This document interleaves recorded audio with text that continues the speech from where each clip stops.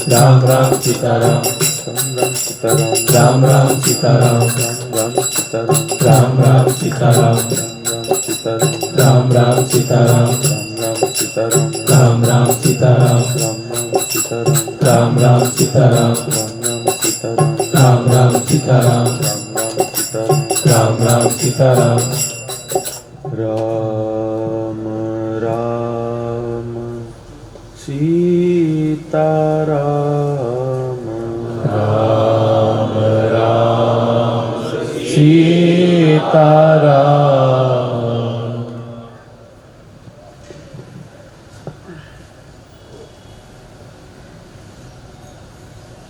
परम कृपालु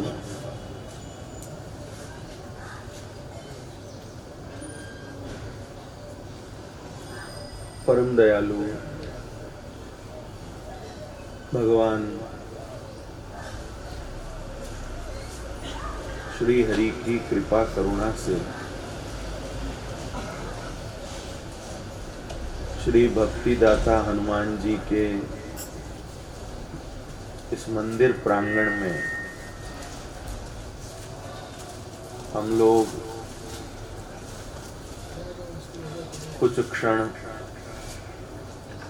सत्संग करने के लिए यहाँ एकत्रित हुए हैं। असली सत्संग तो भगवान का नाम ही है भाई। बाकी सब बातें करने की हैं, लेकिन वे सब बातें हमारे दिल दिमाग के तराजू में बराबर बैठेंगी तो ही हम करेंगे। लेकिन भगवान का नाम तो सद्य कल्याण करने वाला है, तुरंत। रामचरितमानस में लिखा है, करिम जन पैखिय तत काला, काक होई पीक बकऊ मराला। करी मज्जन पैखिय तत्काला, काक होई पिक बकऊ मराला। तो सबसे बढ़िया चीज भगवान का नाम है। और मैं कोई नया तो आया नहीं हूं आप लोगों को नाम की महिमा बताने के लिए। नाम की महिमा तो आप लोगों के हृदय में पहले से स्फूर्त है। हमारे श्री भाऊजी आप सब लोगों के हृदय में भगवान नाम की महिमा को बहुत अच्छे से विराजमान करके गए। मन में आता है कि देखो, एक व्यक्ति का त्याग कितने लोगों के भीतर संस्कार उत्पन्न करता है, और एक व्यक्ति की भोगेच्छा कितने लोगों के जीवन को नष्ट करती है। अब राम जी का त्याग और रावण की इच्छा, तो राम जी के त्याग ने कितने लोगों के जीवन को संवारा, और रावण की इच्छा के कारण कितने लोगों का जीवन खराब हुआ, बताओ। इसलिए कृपानाथ, त्याग के द्वारा व्यक्ति स्वयं लाभान्वित होता है, वो तो है ही है, लेकिन साथ में उसके आसपास भी जो लोग होते हैं वे सब लाभान्वित होते हैं। ठीक है भाई, बाहर का अच्छा।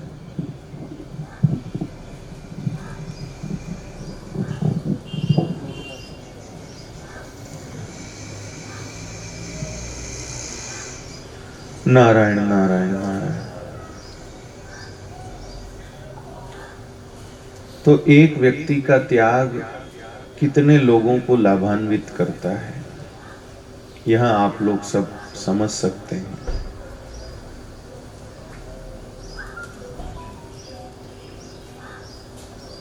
यदि राम जी की तरह रावण ने भी त्याग किया होता और रावण को कोई अपना राज्य नहीं छोड़ना था, रावण को कोई अपना परिवार नहीं छोड़ना था, रावण को कोई अपनी सुख सुविधाएं नहीं छोड़ना था।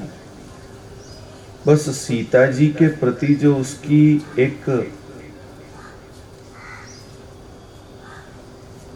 भावना हो गई थी, उस भावना का त्याग करना था और कुछ नहीं था। यदि वह उतना कर लेता तो आज हमारे इतिहास का एक महान पात्र माना जाता है। हालांकि अभी भी बहुत सारे लोग उसकी विद्वता की गुणगाथा गाए बिना रहते नहीं है।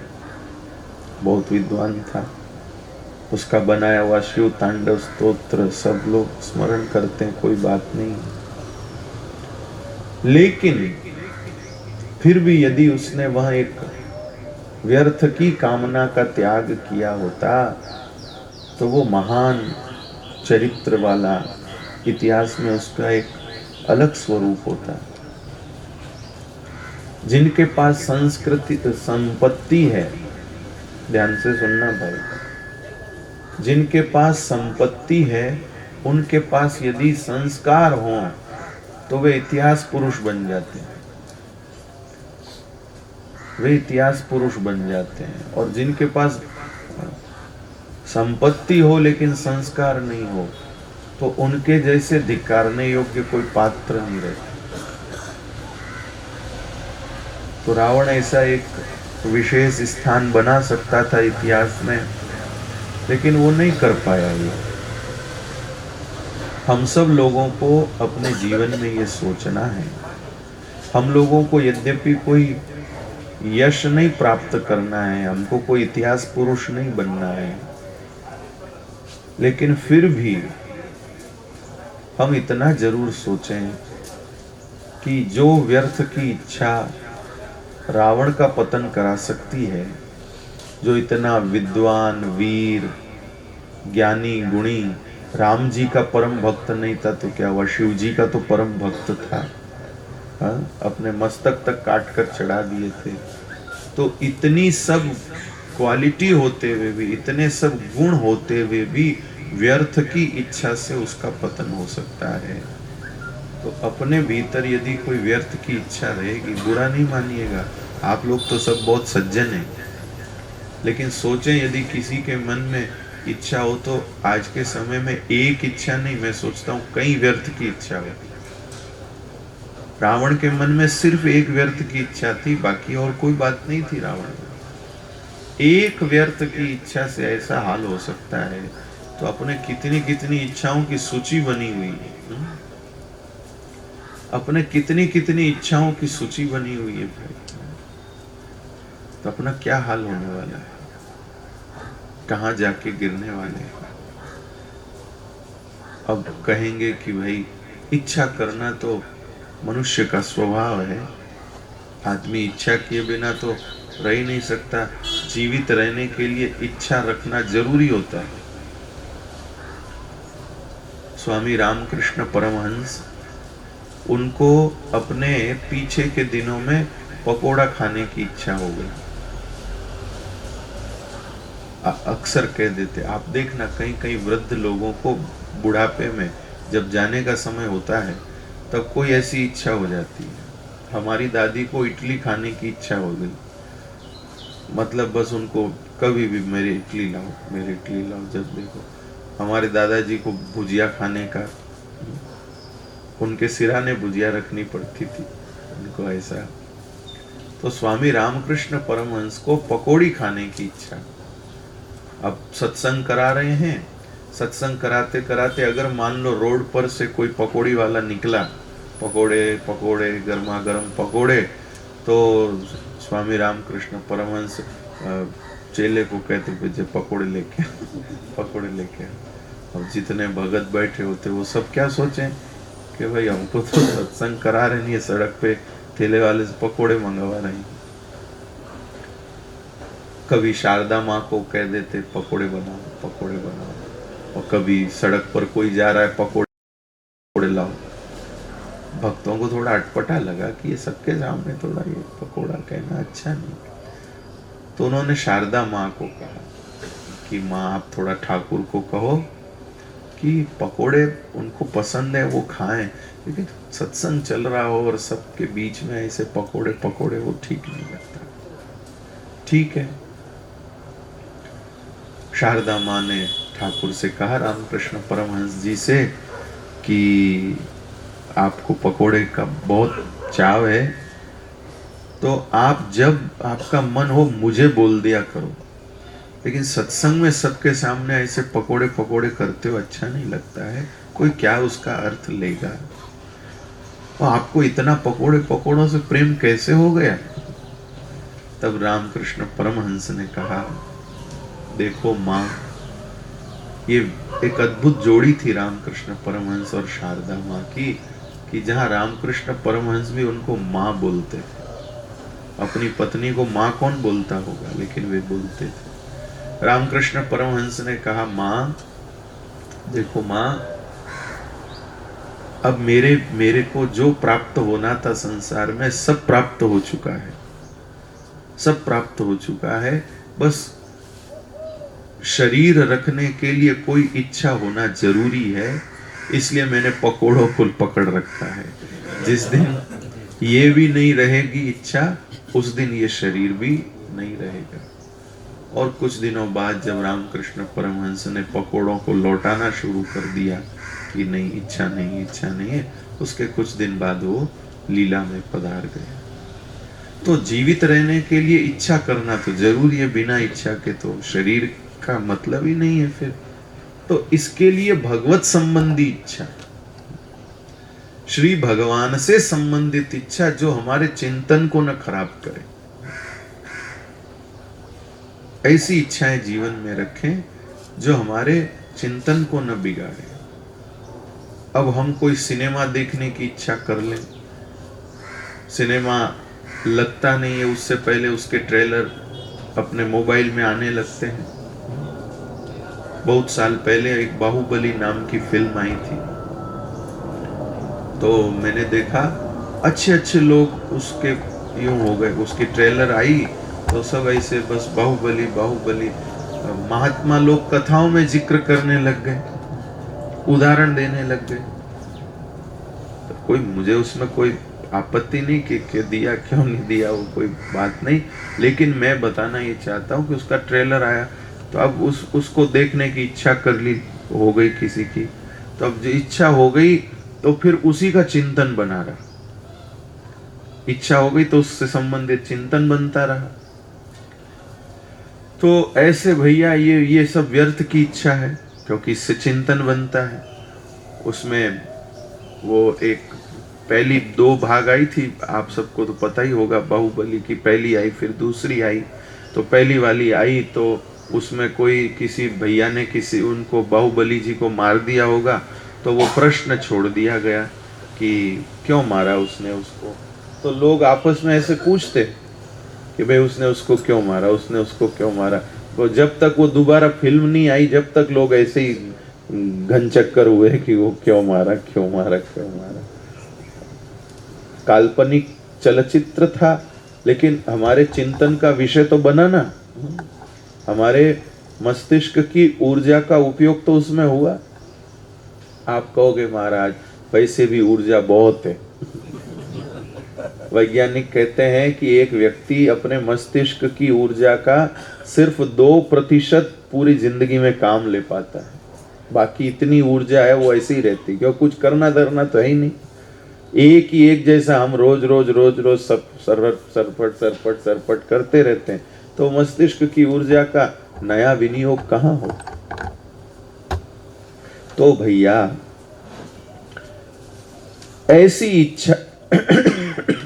ऐसी इच्छा जो हमारे चिंतन को न खराब करे, जो हमारे चिंतन को न बिगाड़े। अब सिनेमा की इच्छा कर लेते हैं, उसका ट्रेलर पहले आ जाता है, अब अपने देखनी अपने चलेंगे देखने, हाँ संडे को चलेंगे, फ्राइडे को तो वर्क है, संडे को चलेंगे, तो टिकट तू ले आना।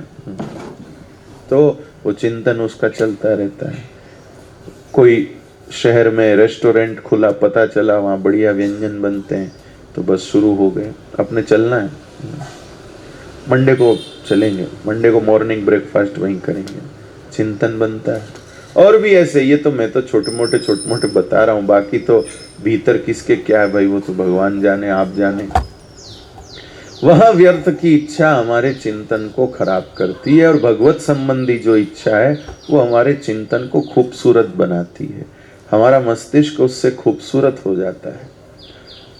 आप एक व्यक्ति को मैं जानता हूँ, उनका वो सिर का वो होता है ना, यहाँ पिन विन लगा के जिससे टेस्टिंग होती है, दिमाग की तरंगों की, उसकी मस्तिष्क की जांच होती है। तो एक व्यक्ति की ऐसी जांच हुई, तो उस डॉक्टर ने उस तरंगों को देख करके कहा कि इतनी सुंदर तरंगे हमने कहीं नहीं देखी, इतनी सुंदर तरंगे हमने कहीं नहीं देखी। तो मैंने पता किया उस भाई से कि भाई जब तुम्हारा ये टेस्टिंग हो रहा था तुम क्या सोच रहे थे? तो उसने बताया कि मैं ऐसा ठाकुर जी का कुछ ऐसे ऐसे सोच रहा था, ऐसा कुछ चल रहा था मन में। तो ऐसी मतलब आपकी मस्तिष्क इतना सुंदर हो जाता है उस अच्छे चिंतन से, अच्छे चिंतन से ऐसा सुंदर लाभ होता है। तो अच्छी इच्छाएं होंगी, क्योंकि चिंतन इच्छाओं पर आधारित होता है, चिंतन जो है हमारा इच्छाओं पर आधारित होता है। तो भैया हमको नाम की इच्छा होगी तो वैसा चिंतन होगा, हमको पद की इच्छा होगी तो वैसा चिंतन होगा, हमको पैसों की इच्छा होगी तो हमको वैसा चिंतन होगा, हमको पत्नी की इच्छा होगी तो वैसा चिंतन होगा, हमको परिवार की इच्छा होगी तो वैसा चिंतन होगा। लेकिन हमको हमारी सब इच्छाएं भगवत संबंधी होंगी, भगवत संबंधी इच्छाएं होंगी तो फिर सारा चिंतन अपने आप ही वैसा होगा। आप कहेंगे कि सारी इच्छाएं तो भगवत संबंधी हो नहीं सकती, थोड़ी बहुत तो हो सकती है। पत्नी को लेकर के भगवत संबंधी क्या इच्छा करें, परिवार को, पैसों को, ये सब की भी तो करना ही पड़ता है, इसके लिए भी तो इच्छा करनी पड़ती है। जरूर करिए, लेकिन कोशिश करिए उनमें कहाँ कहाँ आप श्री भगवान को विराजमान कर सकते हैं, कहाँ कहाँ आप श्री भगवान को विराजमान कर सकते हैं। ऐसा करने से भैया बहुत आसानी से कर्म बंधन से मुक्ति हो जाएगी, बहुत आसानी से आप कर्म बंधन से छूट जाएंगे, पता ही नहीं चलेगा। जैसे अंगूठी अंगुली में फंस जाती है तो चेष्टा करने पर भी नहीं निकलती है, लेकिन वहीं जब यहाँ कोई तेल या कोई सर्फ अथवा कुछ चिकना पदार्थ लगा दिया जाता है तो ऐसे सर्र करते हुए निकलती है, पता भी नहीं चलता है। ऐसे ही भगवत संबंधी इच्छाएं करने से भगवत संबंधी चिंतन बनेगा, और वह चिंतन के प्रभाव से कब हमारे कर्म बंधन की अंगूठी निकल जाएगी पता ही नहीं चलेगा, कब हमारे कर्म बंधन की अंगूठी निकल जाएगी पता ही नहीं चलेगा। और वो ही सबसे सुकून के पल हैं, वो ही सबसे सुख के पल हैं भाई, वो ही सबसे सुख के पल हैं। ये बात है, खास बात तो यही है जी। बाकी तो सब कहने सुनने को बहुत सारी बातें हैं, कहते रहो सुनते रहो। श्री भगवान ने हमको बढ़िया सुंदर मनुष्य शरीर दिया है और अच्छे कुल परिवार में जन्म दिया है। आप लोग ऐसे हैं नहीं, गए बीते परिवारों से हैं, गए बीते कुल से हैं। अच्छा कुल किसको कहते हैं? ब्राह्मण कुल को अच्छा कहते हैं, या वैश्य कुल को अच्छा कहते हैं, या क्षत्रिय कुल को? किसको कहते हैं अच्छा कुल? जिस कुल में भी कोई चरित्रवान व्यक्ति का जन्म होता है, जिस कुल में भी किसी भक्त का जन्म होता है, जिस कुल में भी किसी शूरवीर का जन्म होता है, वो कुल अच्छा कुल माना जाता है। अब आप इतने सारे लोग बैठे हो, बताओ क्या आपके कुल में कोई भक्त नहीं हुआ? क्या आपके कुल में कोई चरित्रवान व्यक्ति नहीं हुआ? क्या आपके कुल में कोई शूरवीर नहीं पैदा हुआ? सब अपनी अपनी हिस्ट्री देखोगे ना तो सबकी हिस्ट्री में ऐसे लोग हैं। तो इसका मतलब सबका भगवान की कृपा से कुल अच्छा है। तो कुल अच्छा है तो अपना भी कुल अच्छा होना चाहिए। अपना भी सब कुल मिला के कुल अच्छा होना चाहिए। श्री भाऊ जी शरीर से भले ही हम लोगों के बीच में नहीं होंगे, लेकिन उनकी वहाँ ऊर्जा सूक्ष्म रूप से हम सब के भीतर प्रवाहित है। उनके अच्छे चरित्र के कारण, उनके त्याग के कारण आज हम सब लोग यहाँ लाभान्वित होते हैं। साधु संतों का यहाँ आने का मन रहता है, नहीं तो क्यों आते, नहीं तो क्यों आते बताओ। बस ऐसे उनकी जो वो राह है, त्याग की राह है, चरित्र की राह है, उस पर सबने चलते रहना है, सबने चलते रहना है। आप लोग बीज बनो, बीज बनो। बहुत जरूरी है वर्तमान समय में बीज बनना। बीज बनने का मतलब है कि ये संस्कारों को, त्याग को, सत्संग के भावों को, इनको सुरक्षित करना, सुरक्षित करना अगली आने वाली पीढ़ी के लिए, आने वाली पीढ़ी के लिए, ताकि ये चीजें लुप्त न हो, ये आगे आगे आगे आगे चलते रहें। बीज से ही वनस्पति सुरक्षित रहती है। बीज नहीं हो तो वनस्पति सुरक्षित नहीं रहती है। तो आप सब बीज के रूप में हो भाई। आपको आगे से आगे ये फसल बढ़ाते जानी है, ये आप सबका कर्तव्य है, जिम्मेदारी है, और स्वयं बीज के रूप में रहना ही है। बीज का मतलब होता है जिसमें कोई दोष नहीं होता है, क्योंकि बीज में दोष होगा तो फिर पौधे में भी दोष आएगा। तो एकदम अच्छा जीवन अपने को बनाना है, घबराने का नहीं, डरने का नहीं, उदास होने का नहीं। प्रसन्न रहिए, मस्त रहिए, आपस में हिलिए मिलिए, हंसिए, मुस्कुराइए, सब कुछ करिए, लेकिन अपने चरित्र का ध्यान रखिए, अपने चित्त का ध्यान रखिए।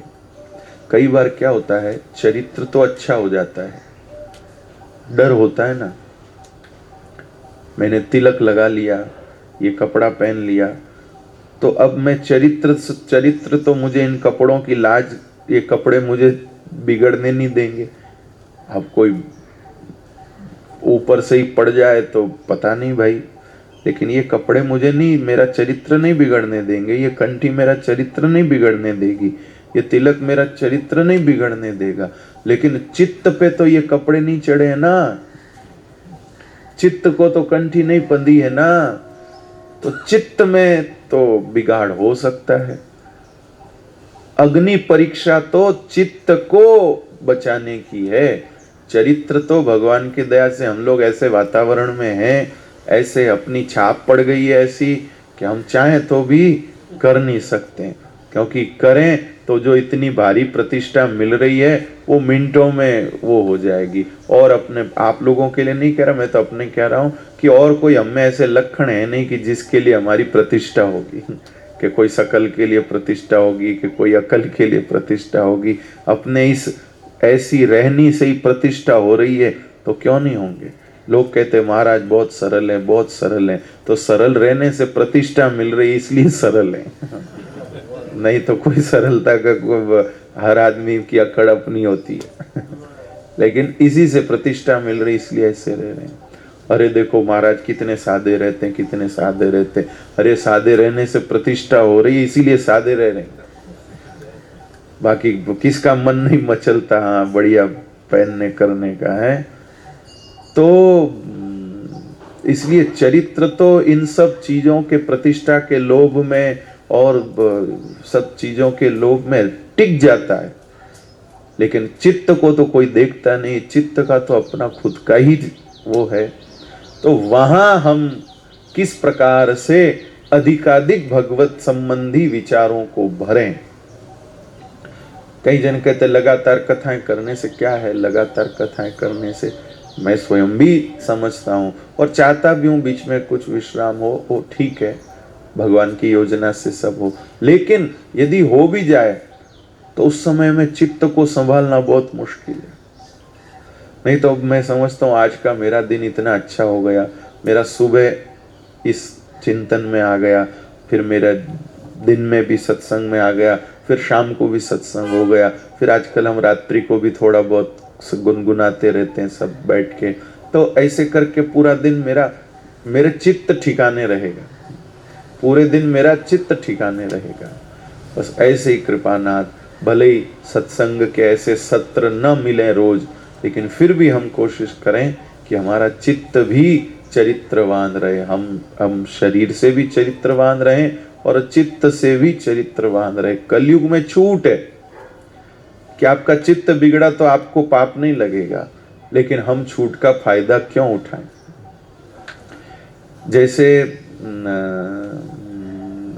जैसे कोई कंपनी में काम करता है ना, तो कंपनी अपनी ओर से उस एम्प्लॉय को कहती भाई आपको इतने समय की ये इतना ये सब चीज़ों की आपको छूट है, छुट्टी इतनी छुट्टी लेने की आपको छूट है।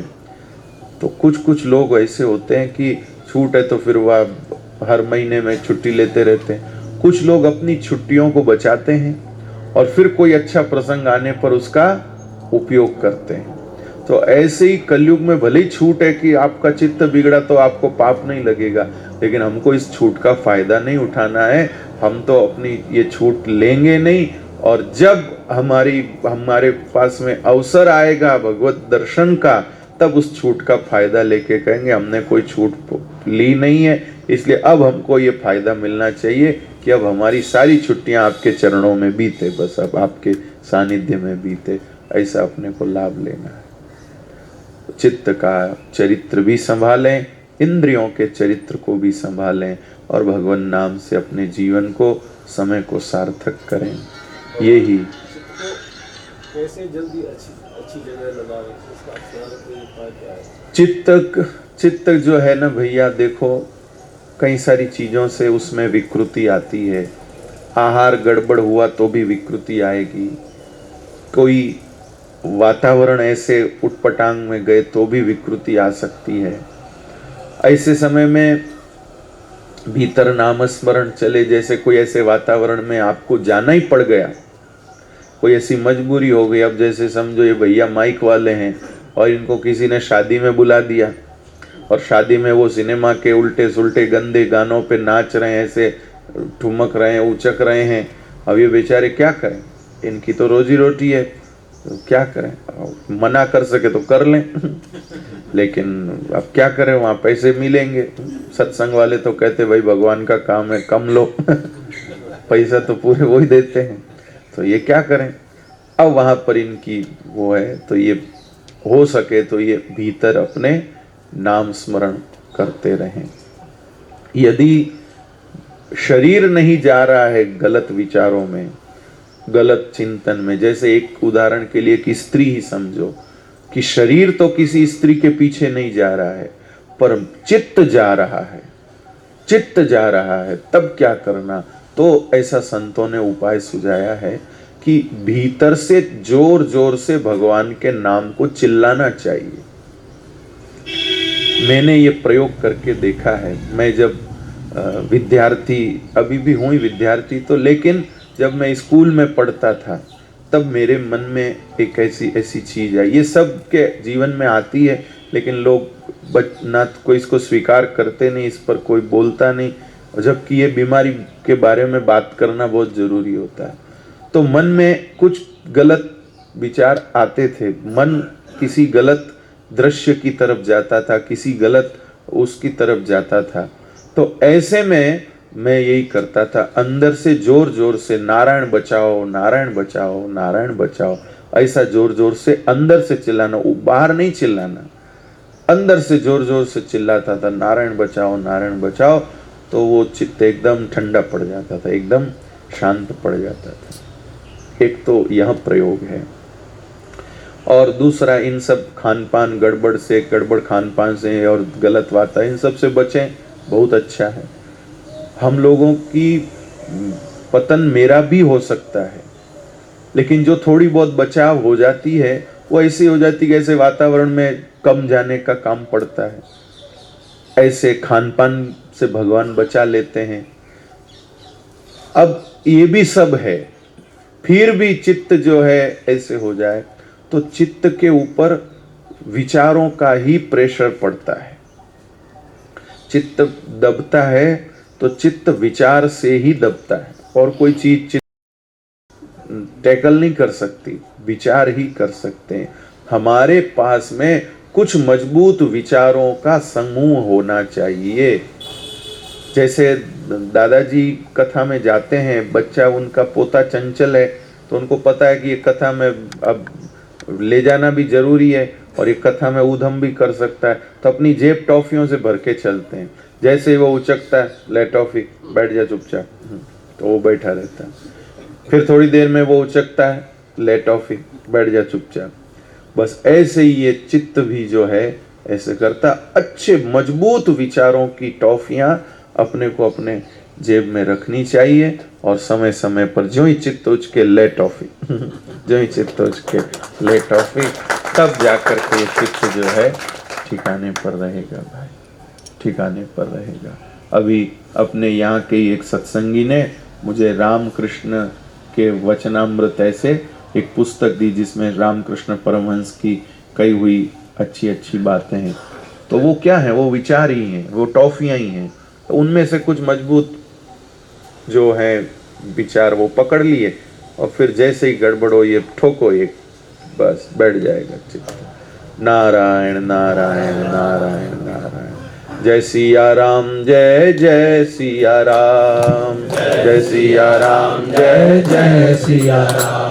हाँ, जय सिया राम, जय जय सिया राम, जय सिया राम, जय जय सिया राम, जय सिया राम, जय जय सिया राम, जय सिया राम, जय जय सिया राम, जय सिया राम, जय जय सिया राम, जय सिया राम, जय जय सिया राम, हाँ, जय सिया राम, जय जय सिया राम, जय सिया राम, जय जय सिया राम, जय सिया राम, जय जय सिया राम, जय सिया राम, जय जय सिया राम, जय सिया राम, जय जय सिया राम, जय सिया राम, जय जय सिया राम, जय सिया राम, जय जय सिया राम, जय सिया राम, जय जय सिया राम, हाँ, जय सिया राम, जय जय सिया राम,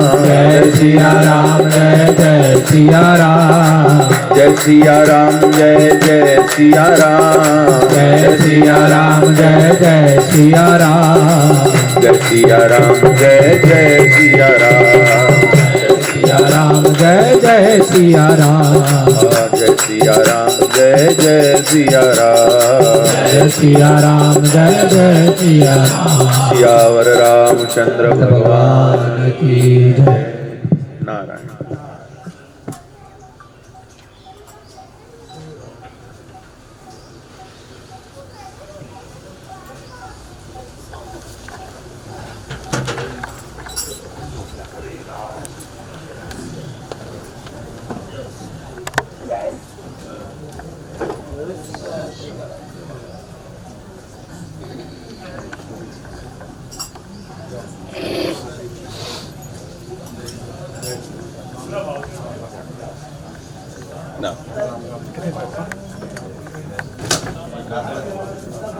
धीरे